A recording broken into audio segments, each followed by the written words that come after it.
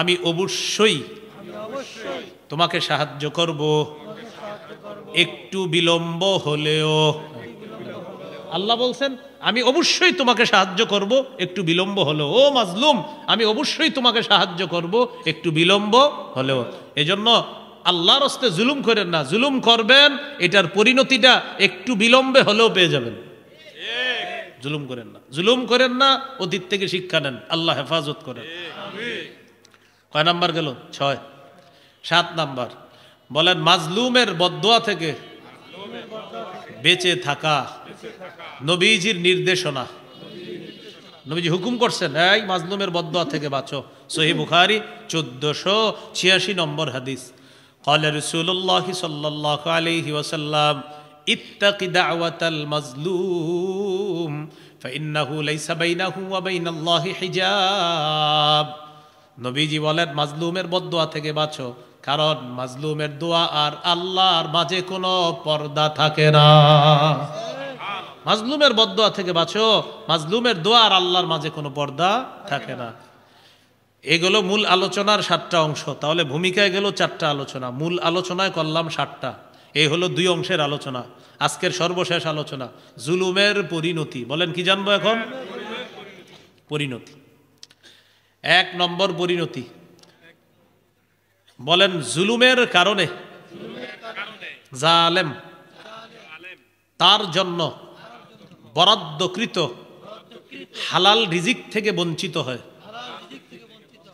মানে জালেম জুলুম করার কারণে ওর জন্য আল্লাহর পক্ষ থেকে একটা রিজিক ছিল বরাদ্দ, এটা আল্লাহ উঠায় নেয়। তো যদিও এটা আমরা জানবো, এর সাথে 3টা জিনিস আরো জানি, মোট 4টা। বলেন 4টি অপরাধের কারণে আল্লাহ তাআলা হালাল বৈধ রিজিক উঠিয়ে নেন। কয় অপরাধে? এই 4টার মধ্যে একটা হলো জুলুম। হ্যাঁ, সূরা নিসার 160 161 নম্বর আয়াতে আল্লাহ বলেন ফাবিজুলমিম মিনাল্লাযীনা হাদু হাররামনা আলাইহিম তাইয়্যিবাতিন উহিল্লাত লাহুম ওয়া বিসাদ্দিহিম আন সাবিলিল্লাহি কাসীরা ওয়া আখযিহিমুর রিবা ওয়া ক্বাদ নুহু আনহু ওয়া আকলিহিম আমওয়ালান নাসি বিল বাতিল। আল্লাহ বলেন ইহুদিদের জুলুম করার কারণে, 2 নাম্বার মানুষকে আল্লাহর রাস্তায় বাধা দেওয়ার কারণে, 3 নাম্বার সুদের পয়সা অর্থ গ্রহণ করার কারণে, 4 নাম্বার মানুষের সম্পদ অন্যায়ভাবে আত্মসাৎ করার কারণে, 1 নাম্বার জুলুম করার কারণে, 2 নাম্বার মানুষকে আল্লাহর রাস্তায় বাধা দেওয়ার কারণে, 3 নাম্বার তারা সুদের অর্থ গ্রহণ করার কারণে, 4 নাম্বার মানুষের সম্পদ অন্যায়ভাবে আত্মসাৎ করার কারণে আল্লাহ বলেন আমি তাদের জন্য বরাদ্দকৃত হালাল রিজিক আমি হারাম করে দিলাম। নাউজুবিল্লাহ।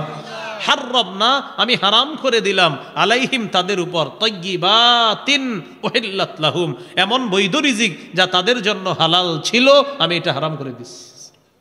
কয় অপরাধে? এর 4 মধ্যে একটা কি? জুলুম। বলেন একটা কি? তাহলে জুলুম যে করে, এই জালেমের একটা পরিণতি হলো ওর জন্য বরাদ্দকৃত হালাল রিজিক এটা আল্লাহ ছিনায় নেয়। ও মনে করবে আমি তো খুব ভালো আছি। তা আপনি ভালো আছেন তো হারাম খায়া, কিছুদিন পরে বুঝবেন। এগুলো 1 নাম্বার। 2 নাম্বার পরিণতি বলেন জুলুম কিয়ামতের ময়দানে ঘোর অন্ধকার হয়ে উঠবে। সহিহ বুখারীর 2447 নম্বর হাদিস, 2447 নম্বর হাদিস।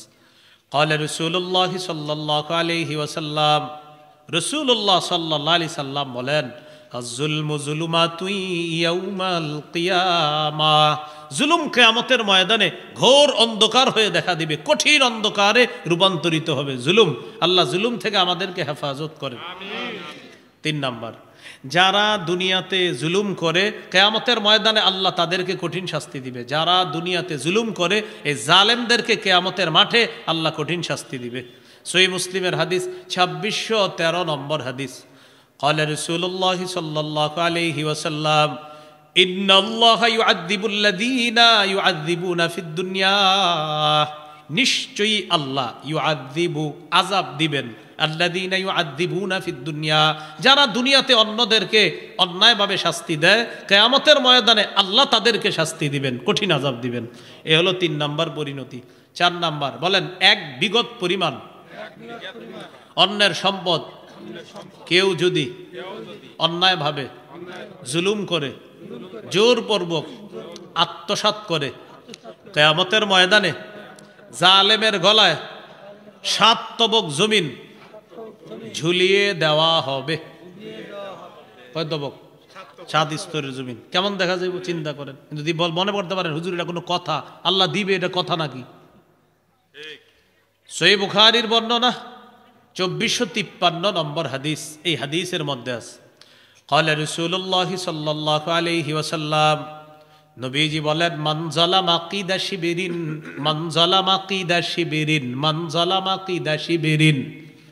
কোন ব্যক্তি যদি অন্যায়ের কোন এক বিগত পরিমাণ সম্পদ আত্মসাৎ করে, অন্যায়ভাবে জুলুম করে, অন্যায়ভাবে আত্মসাৎ করে, তুওয়িকাহু ইয়াউমাল কিয়ামাতি মিন সাবঈ আরদিনা, আল্লাহ তাআলা তার গলায় 7 তবক জমিন ঝুলিয়ে দিবে কিয়ামতের ময়দানে, কেউ যদি এক বিগত পরিমাণ কারো সম্পদ আত্মসাৎ করে। হাজী সাহেব হজ করে আসছে কয়েক বছর, অনেকবার হজ করছে। বাংলাদেশে আসার পর হাজী সাহেবের জমিন হলো এটা, আর পাশেরটা আরেকজনের জমিন। জমিনের 2 জমিনের মাঝখানে আইল ছিল এই মোটা, এখন এটা আস্তে আস্তে একটু হয়েছে। বড় নাকি আইল এত চিকুন হয়ে গেল কেন? এটা এত মোটা ছিল, এরকম হয়ে গেল কেন আইলটা? বুঝছেননি? এটা চিকুন হয়ে গেছে কি লেগা? ওই কোবাইতে কোবাইতে আরেকজনের জমিন নিজের খেতে বানায় ফেলছে। নবীজি বলেন, এক বিগত যদি হয়, খবর আছে। আল্লাহ আমাদেরকে হেফাজত করেন। তাহলে জুলুম করে কারো সম্পদ আত্মসাৎ করা যাবে না, কারো সম্পদ জুলুম করে আত্মসাৎ করা যাবে না। তাহলে এক বিগতের এই অবস্থা।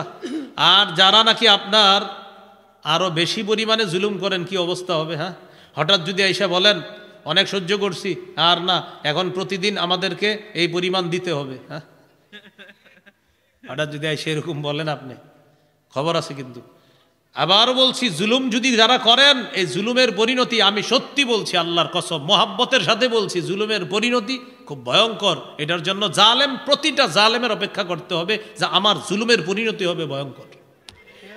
এটা জালেমের অপেক্ষা করতে হবে, প্রত্যেকটা জালেম। আল্লাহ হেফাজত করেন। 5 নাম্বার বলেন, জালেম কিয়ামতের ময়দানে সবচেয়ে নিঃস্ব হবে, আমল শূন্য হবে। কে? সহিহ মুসলিমের হাদিস 2581 নম্বর হাদিস। রাসূলুল্লাহ সাল্লাল্লাহু আলাইহি সাল্লাম একদিন বললেন, আতাদরুনা মাল মুফলিস, আচ্ছা তোমরা কি জানো নিঃস্বকে? সাহাবীরা বললেন, আল মুফলিসু ফিনা মান লা দিরহাম লাহু ওয়ালা মাতা, আমাদের মধ্যে নিঃস্ব ওই ব্যক্তি যার টাকা পয়সা নাই, যার অর্থ সম্পদ নাই, স্বর্ণ রূপা নাই, দিনার দিরহাম নাই, সে হলো নিঃস্ব।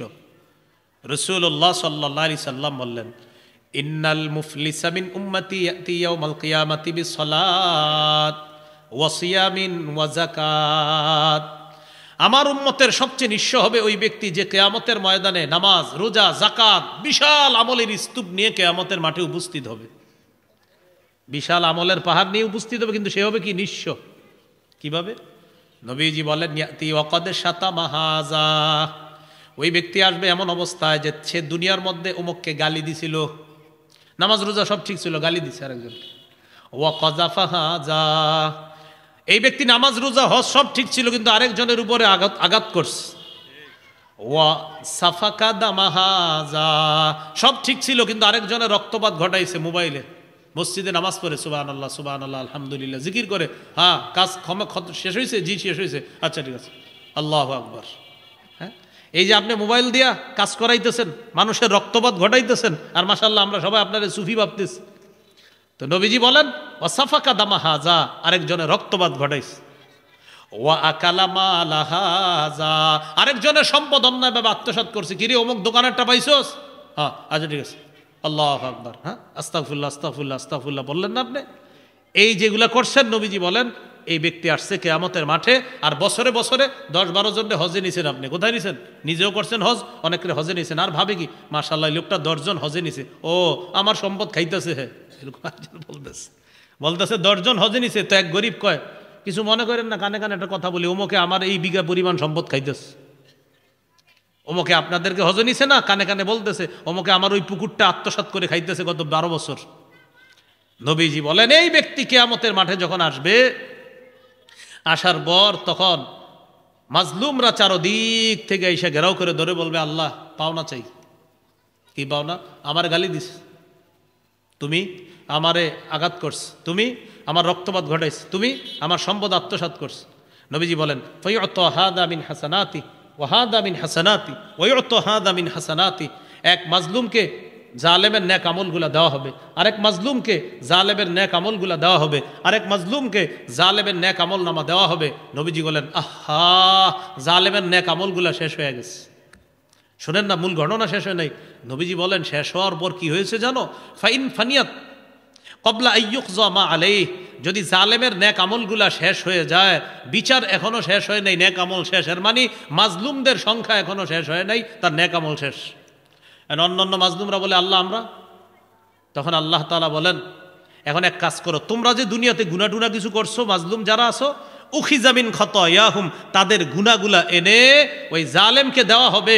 জালেমকে গুনাহের বিশাল পাহাড়ের মধ্যে নিয়ে গেছিল, আমলের পাহাড়, এখন গুনাহের পাহাড় সহ তুরিহা ফিন্নার, জাহান্নামে নিক্ষেপ করা হবে। তাহলে বলেন কি হলো? নিঃস্ব। কি হলো? নিঃস্ব, সবচেয়ে নিঃস্ব। আমলনামা নিয়ে গেছিল কিন্তু নিঃস্ব হয়ে যাবে। আল্লাহ আমাদেরকে হেফাজত করেন। এ হলো